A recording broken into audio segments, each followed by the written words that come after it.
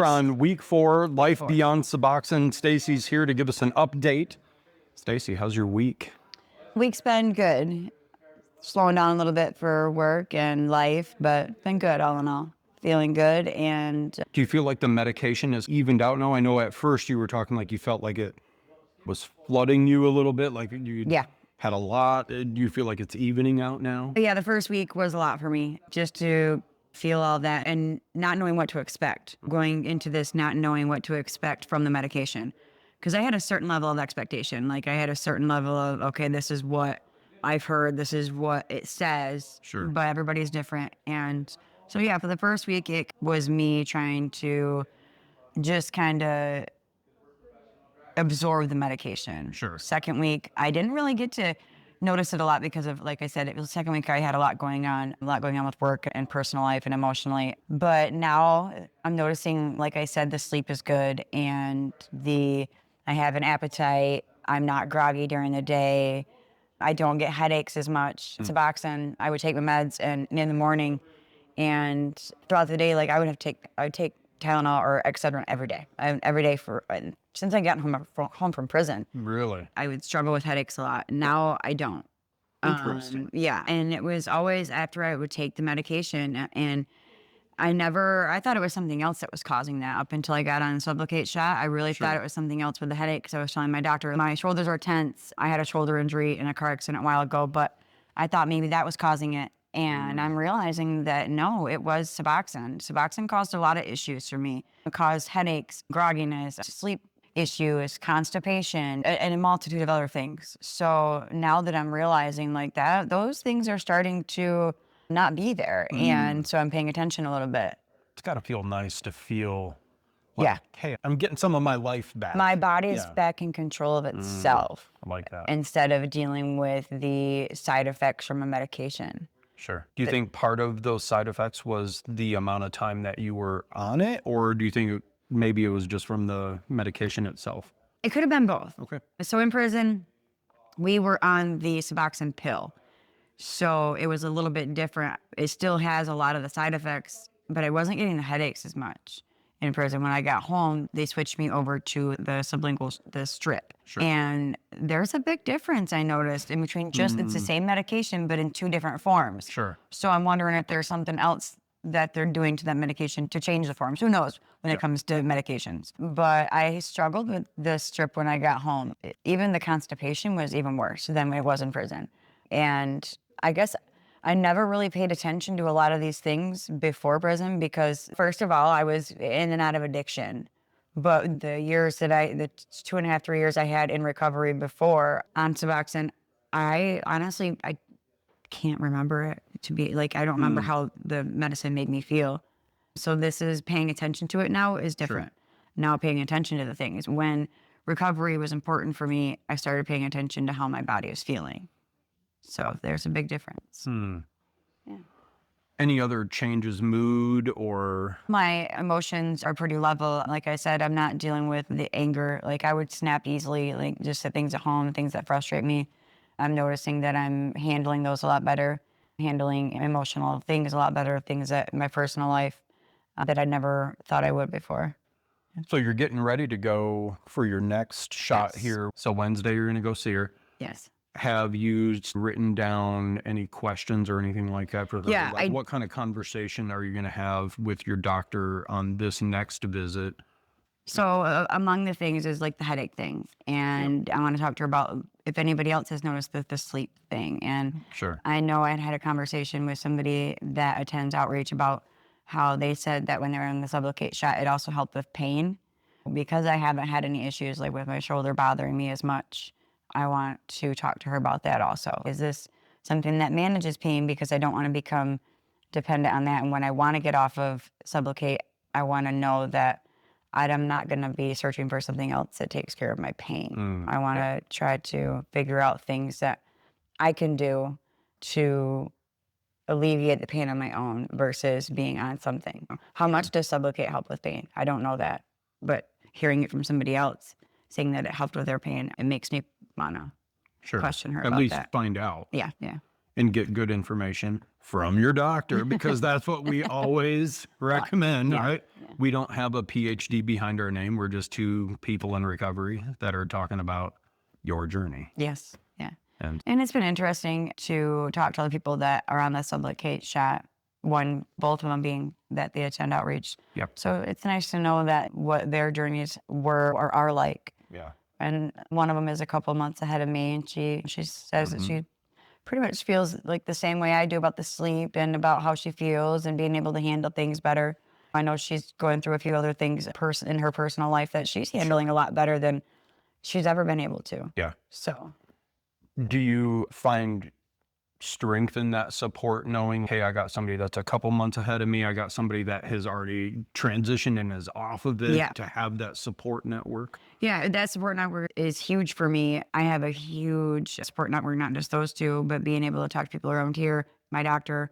And there's been a few people that have reached out to me on Facebook, which is weird, but they're like, hey, we've been on it. We are off it now. And we just want you to let you know, like, you're doing a great job. And the things that we've seen that you were saying you went through, we also went through. Love that. So I had given one of them my number, and we're going to get together in the next week and have a conversation about how she felt when she got off of it and right before she got off of it and how she's doing now. Sure. Yeah. So I love that. It's all about using the experiences that we go through to be able to help the next person. it is. Right? It is. And it's nice to know like there are people out there that are willing to share their stories Sure. and willing to say, okay, I want to help somebody else that's going through the same thing that I did. Yeah. Yeah. The thing that always gets me, and I just saw it again this week, there was this other recovery creator. He was talking about MAT, and somebody was like, if you're on MAT, you're not sober.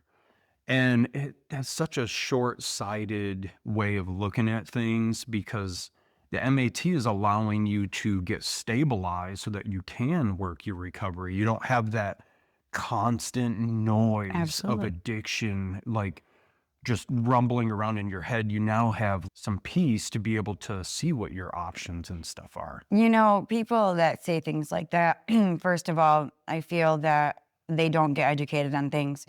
There are people that are going to say that if you are in recovery from narcotics or drugs and you drink, you're not sober. If you're in recovery from alcohol and you smoke pot, you're not so. The whole thing is ridiculous. I feel, first of I all, didn't get the sober like manual. no, Right? who says? Like, where's the checklist? And I gotta. But it's weird. It's different for everybody. If you're going to say somebody is on MAT and they're not sober, then I challenge you to say if they're on any depression medication, they're not sober. Because just like depression medication, those things have side effects. Those things are altering your moods. Those things are altering your brain chemicals. Yeah, better set. Then the whole world's not sober, if you ask me. Like there's a 75% of the world's on medication, so they're not sober. Better set down your phone and your coffee. Right? No, I'm good on that. But yeah, like I'll arm wrestle you for some coffee. who gets to say what sober is? Yeah. And technically, if we're saying sober, is it sober from drugs, sober from alcohol, sober, or sober from what? The thing I have enjoyed about going through the recovery coach process is really realizing that there are multiple pathways for people to get to the top of the, let's say, the recovery mountain. Okay. There's some people need MAT. Yeah. The drugs today are different than they were back in 1930. Absolutely. When certain programs and stuff really came out and started setting some foundation. So things are different. Yeah. Communities are different. Conversations are different. People have smartphones now.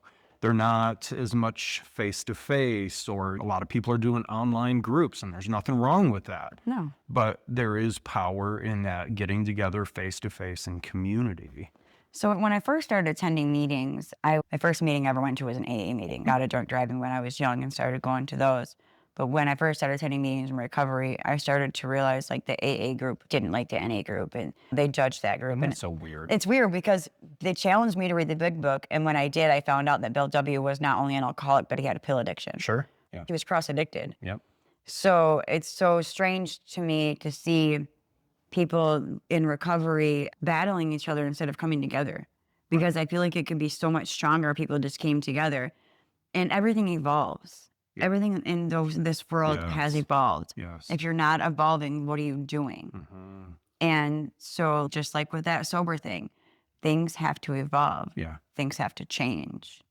And recovery has to change with that. Yeah. Recovery is always evolving. I think in my recovery, I not only use the AA methods along NA, Smart Recovery, Sure. and even Dharma. Like I went to it's a refuge recovery meeting in Lansing, and that's the Dharma recovery book. And there's things that I will take from that just to help me throughout my day. Yeah. So it's in all pathways. I don't care. You're in recovery when you say you're in recovery. I learned that this year. And that even surprised me because looking at it, it is true. When somebody says they're in recovery Yeah. and they're using less than they did the day before Yeah. and less, that's recovery to me. Yeah. They're trying to get their life back. Yeah. We've had that here before where people will come to a meeting and we know that maybe they're still in active use but it's that point where I hear them say, I'm in recovery or I'm sober or whatever. Then making that statement, I believe, is a very powerful thing to start identifying with. I'm in recovery from or And just making the statement and saying it out loud, it's powerful. Super powerful. I remember when I first came to the tables, I would say, hi, I'm Stacy and I'm an addict. And I don't no longer say that. Words matter. Words do matter. Yeah. Because it was how I felt about myself. Sure. Because I'm not just an addict, and I'm not an addict. I'm an addict in recovery. Sure. So I just say I'm in recovery. Yep. Other people like to say other things. And I find it interesting to see what just even on our community, what they say when they announce themselves. I love it. Yep. I love to hear there's somebody that says he's in life recovery. And I love that. And it's how we identify ourselves. Because it truly is life recovery when you think about it. It is. Stopping the addiction is one piece of it. And then you have all this other stuff and putting your life back together. Yeah, we had that discussion a couple weeks ago about the people that said, I don't want to be addicted to recovery. Sure. Yeah. But recovery is your life. It's a lifestyle. Yes. Yeah. Absolutely. Absolutely a lifestyle. Anything else that you're thinking about, like leading up to your appointment that you're thinking, maybe I better have a conversation with my doctor about this, or anything that has stood out this last week? Things that have stood out to me. So super glad that I switched to the Suboxone shot because being on Suboxone, I have realized that just taking my meds throughout the day, realizing I had to reach for something when I didn't feel good, that was still an addictive behavior. Sure. I was still using addictive behaviors, taking my Suboxone. So that's something that has stood out to me where it's like, I am no longer doing that. So now that I'm changing behaviors, it's also changing my mindset. It's like that conditioned behavior, like the Pavlov's dog, right? And you hear the bell and then he salivates. Yeah. But that's what I like. Even during the day when I was on, I'm like, I would take some in the morning, and if I didn't feel good throughout the day, I'd be like, oh man, I need. And that was like how my mindset was. I need to take my Suboxone. It wasn't drink more water, take vitamins, help me. Do a breathing exercise. Right. It was take a Suboxone. And I am so relieved that I have decided to do this because I am not using those old addict ways, old addict behaviors. Yeah. But talking to my doctor, I'm just going to let her know how I've been feeling and the things that we've talked about. I've been writing in a journal a little bit and just have some questions for her and want to get her ideas and maybe some information from her and how maybe what she feels I should do to get prepared for the next few months. Yep. I know that addiction has taken a lot from you. Yeah. And I know that just in your world, not even from you personally, but from people in your family. Yeah. Talk to me about the good that's happening this coming week. This coming week, we have Thanksgiving. Yeah. It's usually the biggest bar night of the year on Wednesday. I don't know, maybe you'll be here hanging out on a movie night I probably on will be. Thursday. Yeah, a little backstory. My family, I've lost my older brother and 2 younger siblings, and I've lost my youngest child also. But 2 weeks ago, I got to go sit with my parents and my son and my sister Sherry. She's not my blood sister, but she's definitely my sister. Yeah. And we got to have dinner, and we had a great time, great night, and we are spending Thanksgiving together. So I get to spend it with my mom and stepdad, and then my dad and my stepmom and my adopted parents, Marty and Brian, and my son. And it's been years Since your feet were under that table and since everybody. since I've walked into that house. Yeah. They've lost a lot. And they were so super scared that they were going to lose me. And in a way, they did for a while. Sure. But yeah, my son is he's very guarded, and he should Which, be. I mean, He should be. He's he- lost a lot. His best friend just shot himself last Mhm. Christmas or around Christmas. Yeah. Yeah. It's tender. But I'm just so happy. Like, I'm grateful for everything that recovery has given me and that everything that God has given me, because we just had this conversation. I realized that God is real. I've tried everything to fight addiction. I have tried MAT. I have tried staying away from people, places, and things. I have tried so hard to stay sober at times, and it wasn't until I asked God, literally, that to take this away from me. It's a powerful prayer. And it was. And you better mean it when you say it. Yeah. And I know it was in prison. Yeah. And Yeah. it was, and has been the one thing that I haven't had those cravings. I haven't had cravings for drugs or alcohol since then. Yeah. So I know this is a spiritual thing. I know this is powerful. And I thank God every day for this. I've heard it said that everybody has a God-shaped hole Yeah. in their life. And we'll go through life sometimes trying to put all these other things inside of that hole: drugs, Yeah. alcohol, sex, Yep. money, work, whatever it is, and nothing Phones. fits. Yeah, Yeah. phones. Nothing fits though. And, No. and then the hole just gets emptier and emptier the more you try to shove all that other stuff in it. And God's just sitting there like, hey, I'm right here. I'm the missing puzzle piece. Yeah. Come on, yo. Like, put me in the game, coach. And how many times have we had the opportunity? I've been to jail a few times, and Yes. it was weird. Every time I went to jail, I got closer and closer to God. And it was when I went to prison that I finally was like, okay, I realized Yeah. that he set me down and was like, hey, I'm right here. Yeah. What are you doing? So it's a lot, and it is very powerful. And it's hard sometimes to get people to realize that. But I think people in my life are starting to see like the change Yeah. and how real that the change is.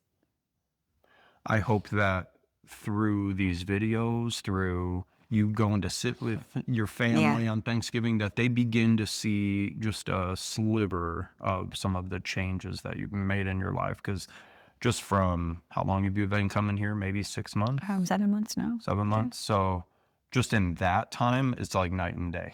Oh, it has Night been. and day. Like I said, the first time I come here, I had sitting down having a conversation with one of our friends, and I'm like, I don't know if this is the place I'm supposed to be at. I don't know. And they told me, just keep coming. And it was right down the road from my house. Like I said, God is real. Yeah. God is definitely real. This place is right down the road from my home. It's like, you've got no excuse now not to go to a meeting. Yeah. So I'm just so blessed at this point. 2 years ago, before I went to prison, I had no relationships with my family. I wasn't allowed at my mom's house. I wasn't allowed anywhere in my family's houses. And I now have my family in my life. Yeah. I'm spending holidays with them. I'm working. I can buy things for Christmas. Not that they want anything, Sure. but that makes me feel better to know that I can do that. Yeah. I am going to make recovery my world, and I will spend the rest of my life being addicted to my recovery. I will. Yeah. It's the gift that keeps on giving in all of these crazy ways.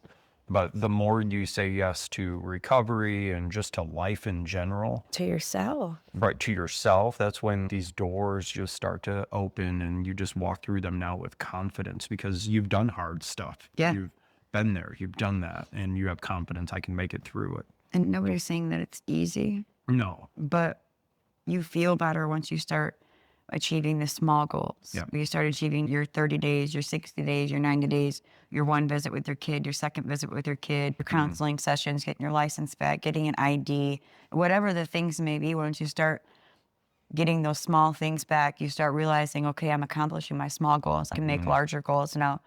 And I never had goals. I never had boundaries. I never had any of those things. And now that I'm working on those things and I've attained those small things, I'm working on the bigger things. Yeah. Yeah. It's your recovery capital. Yeah. Right? It's you building that life that you don't want to escape from Yeah. anymore. Yeah, because when you're just sober, you're like, man, I can never get high again. And you worry about that. Oh my God, I'm never going to be able to get high or drink or do these things again. But once you work recovery and you start building that up, you're like, I don't have to get high again to escape from my I problems. get to be sober. I get to have a life. I get to build these things. Yeah. I love it. Anything else? No. I love it. I think the next one is going to be great. I can't wait to hear an update about how Thanksgiving and stuff went.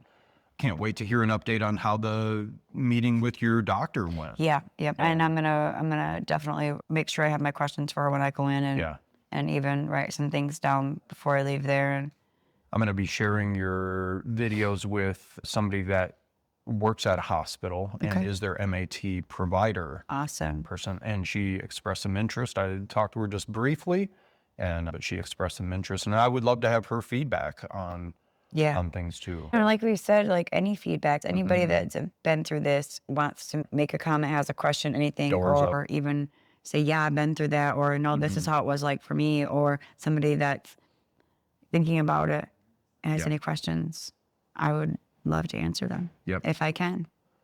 But I am not a doctor. That's just my experience. And that's how we're ending it. As always, this is not medical information that we're giving you. This is just Stacy going through her journey. If you're thinking about getting off of Suboxone or getting on or off of Sublocade, please go contact your doctor. Talk with them about what is right for you in your situation. And I'm sure that they would love to come up with a plan that makes sense for you in your recovery. But until next week, and happy Thanksgiving to everybody that's out there. I know. I'm ready for some food. Some good food. Yeah, it's going to be good. Food and football and a big nap. Yeah, I get to make 200 pickle wraps and onion wraps, some for here and then some for the house. I love those. Yeah. Love those. I do too. All right. Until next time, stay sober, not boring.